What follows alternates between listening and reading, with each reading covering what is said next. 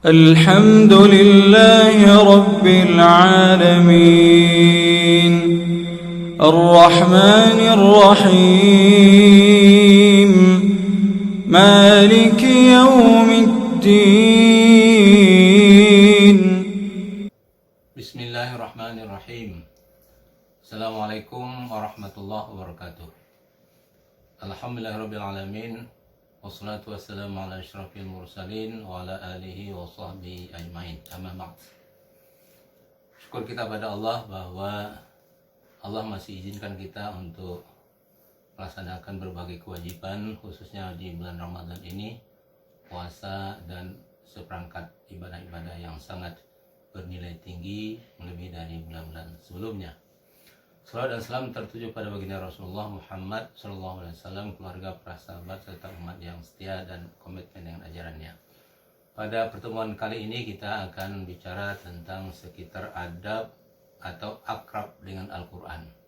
Akrab dengan Al-Quran.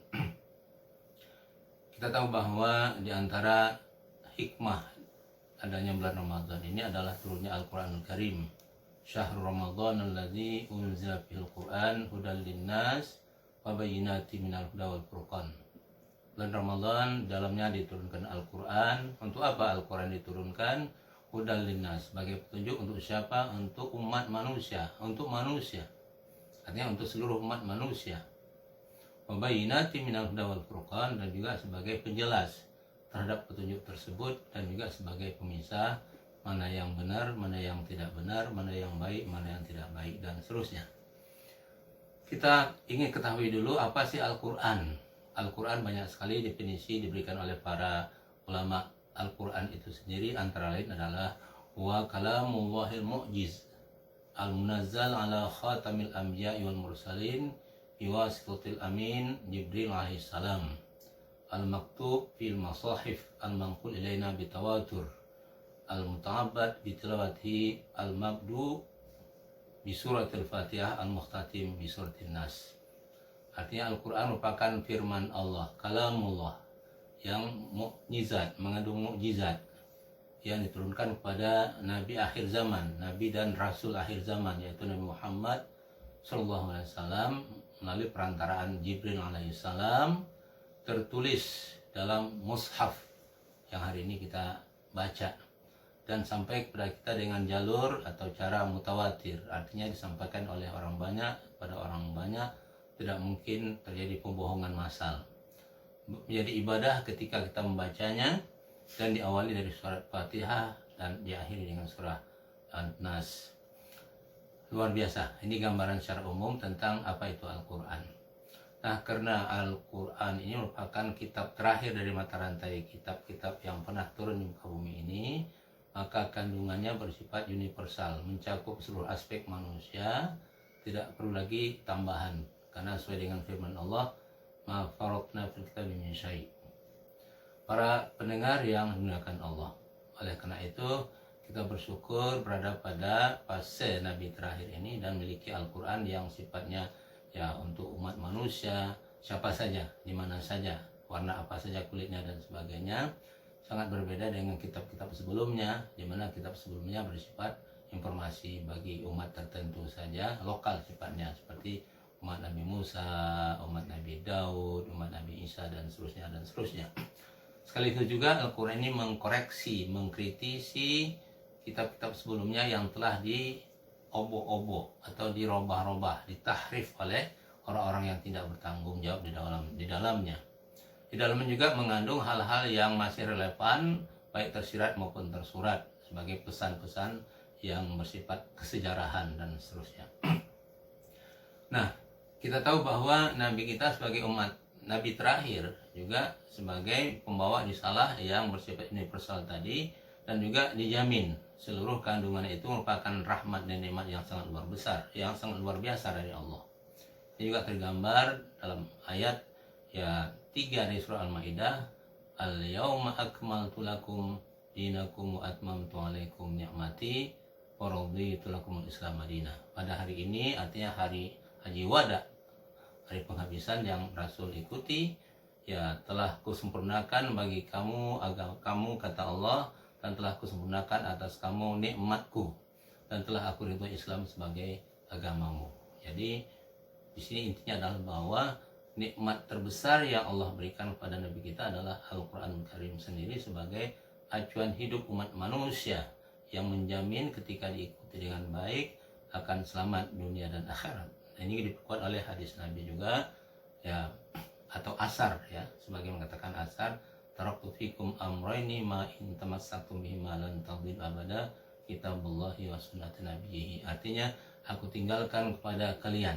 Jadi Nabi itu dia ketika meninggalkan dunia ini tidak meninggalkan harta yang banyak, tapi meninggalkan lebih hebat dari harta yang banyak itu, yaitu petunjuk hidup manusia yang bisa menyelamatkannya untuk menuju surganya Allah. Ya, barang siapa yang mengikuti petunjuk itu secara baik, secara sempurna, yaitu Al-Quranul Karim dan Al-Hadis, maka dia tidak akan sesat selama-lamanya. Jadi kita sudah punya aturan itu, punya petunjuk itu, tinggal bagaimana kita mengoptimalkan, mengikuti, mendengar, memahami, dan mengaplikasikan petunjuk itu dalam kehidupan. Para pendengar yang dimuliakan Allah, kesempurnaan dan kelengkapan isi Al-Quranul Karim. Kita tahu bahwa kitab-kitab sebelumnya bersifat terbatas, hanya kebutuhan untuk umat yang bersangkutan pada masanya. Sementara Al-Quran adalah petunjuk untuk umat akhir zaman, yang semua persoalan-persoalan membutuhkan aturan. Nah, sementara Al-Quran sudah menurunkan aturan-aturan itu semua dari A sampai Z oleh pencipta manusia. Kita pahami bahwa ketika yang memberi petunjuk itu adalah pencipta manusia, itu dipastikan bahwa petunjuk itu adalah benar adanya. Pasti petunjuk itu ketika diikuti dengan baik akan menyelamatkan manusia.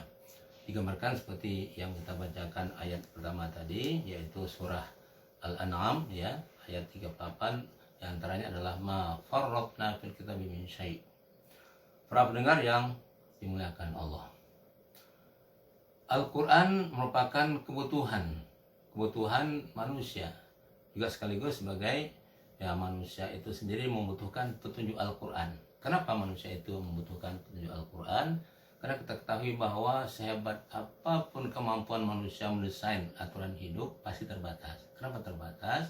Karena manusia adalah ciptaan, bukan pencipta. Nah, sesuatu yang diciptakan pasti terbatas, termasuk juga membuat undang-undang. Nah, Allah dengan kasih sayangnya, ya khususnya di bulan Ramadan, ya menurunkan kitab yang dibutuhkan oleh manusia itu. Bagaimana menata hidup dengan baik dari A sampai Z, bagaimana mengatur dunia dengan baik dari A sampai Z, juga ditentukan oleh Allah, baik secara ya hukum-hukumnya maupun hal yang terkait dengan persoalan-persoalan hidup bermasyarakat dan seterusnya. Oleh karena itu, agar manusia itu selamat, tidak ada jalan lain kecuali mengikuti aturan Al-Quran itu secara utuh, secara penuh, sebagai mana digambarkan oleh Al-Quran surah 2 ayat 208 berbunyi, ya ayyuhalladzina amanu dukhulu fissilmi kafah wa la tattabi'u khutuwatis syaitan innahu lakum aduwwun mubin. Hai orang beriman, masuklah ke dalam Islam itu secara totalitas, jangan setengah-setengah, jangan parsial, dan jangan mengikuti langkah syaitan, karena syaitan itu jelas musuh kita, betul-betul yang membahayakan, bersifat musuh eksternal bagi diri kita. Para pendengar rahimakumullah. Nah, karena kita ini awam tentang Al-Quran, maka kita dituntut oleh Allah dan Rasulnya memahami itu dengan bertahap. Pertama nanti kita lihat dengan tilawahnya, dengan tadaburnya, dengan menghafalnya, dengan ya mengamalkannya. Ini akan kita jelaskan pada episode kedua nanti. Nah, para sahabat dengan kehebatan mereka telah berupaya untuk memahami Al-Quran itu dengan baik. Kenapa mereka bisa memahami dengan baik? Karena mereka langsung ya, menerima dari Rasul, dan Rasul juga langsung menjelaskan. Nah, ketika ada surah-surah yang ya tidak rinci sifatnya, maka dirinci oleh Al-Hadis. Karena sebagian besar dari ya kandungan Al-Quran itu bersifat umum, karena dia merupakan undang-undang. Kemudian penjelasan rinci bagaimana dengan hadis. Oleh karena itu para sahabat dengan kehebatan kepakaran mereka masing-masing telah berupaya untuk menulis hasil dari apa yang mereka dapatkan dari Rasul berupa ya kitab-kitab yang besar ya, apakah dalam bentuk tafsir atau hadis dan sebagainya. Nah, tugas kita sebagai orang awam ini harus ya berupaya memahami, mempelajari hadis maupun tafsir-tafsir yang telah ditulis oleh pakar-pakar bidangnya seperti hadis tafsir Qurtubi, Ibnu Katsir dan seterusnya. Itu hadis-hadis yang terkait dengan penjelasan Al-Quran, termasuk juga yang terkandung dalam hadis ya Kutubus Sittah dan sebagainya, menjelaskan rincian dari kandungan Al-Quran dan seterusnya. Nah, kaitan dengan Al-Quran ini sebenarnya kalau kita lihat tidak begitu susah untuk memahaminya, membaca dengan baik dan sebagainya, karena Allah sudah tawarkan ya bahwa Al-Quran ini adalah kitab yang mudah kalau kita itu mau mendekati, berupaya dan sebagainya untuk mendalami berbagai aspek di dalamnya, seperti digambarkan oleh Al-Quranul Karim ya, ayat ya 17, 22, ayat 32 dan 40 dari surah Al-Qamar. Walaqad yassarnal Qur'ana lidzikri fahal min mudzakir. Di sana digambarkan bahwa dan sungguhnya telah kami mudahkan Al-Quran untuk pelajaran, maka adakah orang yang mengambil pelajaran? Artinya sangat mudah ketika kita itu mau mendalami dan seterusnya. Inilah tugas kita semua, bagaimana berupaya untuk ya mendalami Al-Quran secara baik sebagai guide pemandu hidup kita. Mudah-mudahan dengan gambaran semacam ini nanti kita akan lanjutkan materi kedua, bagaimana beradaptasi, berinteraksi dengan Al-Quran. Kita akan lanjutkan. Wallahu alam. Assalamualaikum warahmatullahi wabarakatuh.